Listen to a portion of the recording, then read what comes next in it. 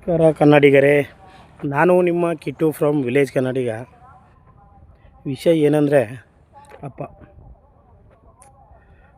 ಅಪ್ಪ ಜೊತೆಗಿದ್ದಾಗ ಅವ್ರ ಜೊತೆ ಫೋಟೋ ತೊಗೋಬೇಕು ಅನಿಸಲ್ಲ, ಅವ್ರ ಜೊತೆ ಎಲ್ಲರೂ ಹೋಗಬೇಕು ಅನಿಸಲ್ಲ, ಅವ್ರ ಜೊತೆ ಕೂತು ಮಾತಾಡಬೇಕು ಅನಿಸಲ್ಲ, ಅವ್ರ ಜೊತೆ ಏನೇನು ಮೆಮೊರೀಸ್ ಇದೆ, ನನ್ನ ಪ್ರಾಬ್ಲಮ್ಸ್ ಏನಿದೆ, ಏನೆಲ್ಲ ಇದೆ ಅದನ್ನೆಲ್ಲ ಹೇಳ್ಕೋಬೇಕು ಅಂತ ಅನಿಸಲ್ಲ. ಆದರೆ ಅಪ್ಪ ಕಳೆದು ಹೋದಾಗ ಎಲ್ಲ ನಮ್ಮನ್ನು ಕಾಡುತ್ತೆ. ಕೆಲವೊಂದು ಸಲ ಕೊಲ್ಬೋದು, ಕೆಲವೊಂದು ಸಲ ಖಿನ್ನತೆಗೆ ಒಳಗಾಗ್ಬೋದು. ಸೊ ದಯಮಾಡಿ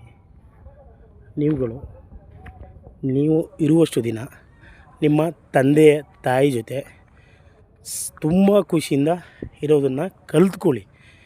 ಯಾಕಂದರೆ ಅವೆರಡು ಅಮೋಘ ರತ್ನಗಳು. ಅವರಿಬ್ಬರನ್ನ ಕಳ್ಕೊಂಡ್ರೆ ಜೀವನದಲ್ಲಿ ನಾವು ಏನನ್ನೂ ಸಾಧಿಸೋಕ್ಕೆ ಆಗಲ್ಲ. ಯಾಕಂದರೆ ಅಪ್ಪ ಅನ್ನೋದು ಇದೆಯಲ್ಲ, ಸಾಮಾನ್ಯನೇ ಅಲ್ಲ. ಅವರಿದ್ದಾಗ ಏನೂ ಕೊರತೆ ಇರೋದಿಲ್ಲ, ಯಾವುದಕ್ಕೂ ಕೊರತೆ ಇರೋದಿಲ್ಲ. ಯಾಕಂದರೆ ಅದು ನನ್ನ ಜೀವನದಲ್ಲಿ ಆಗಿರ್ತಕ್ಕಂಥ ಘಟನೆ. ಅಪ್ಪ ಇದ್ದಾಗ ದುಡ್ಡಿಗೂ ಕೊರತೆ ಇಲ್ಲ, ಖುಷಿಗೆ ಕೊರತೆ ಇಲ್ಲ, ಯಾವುದಕ್ಕೂ ಕೊರತೆ ಇಲ್ಲ.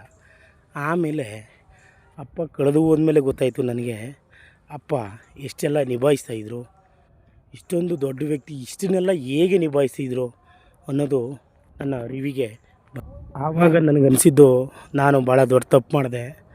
ನನ್ನ ತಂದೆ ಜೊತೆ ಇನ್ನಷ್ಟು ಸಮಯವನ್ನು ಕೊಡಬೇಕಿತ್ತು, ಅವ್ರ ಜೊತೆ ಇನ್ನಷ್ಟು ಸಮಯವನ್ನು ಕಳಿಬೇಕಾಗಿತ್ತು ಅಂತ ಅನ್ನಿಸ್ತು ನನಗೆ. ಯಾಕಂದರೆ ಅವರಿದ್ದಾಗ ಯಾವುದ್ರ ಕೊರತೆನೇ ಇಲ್ಲ.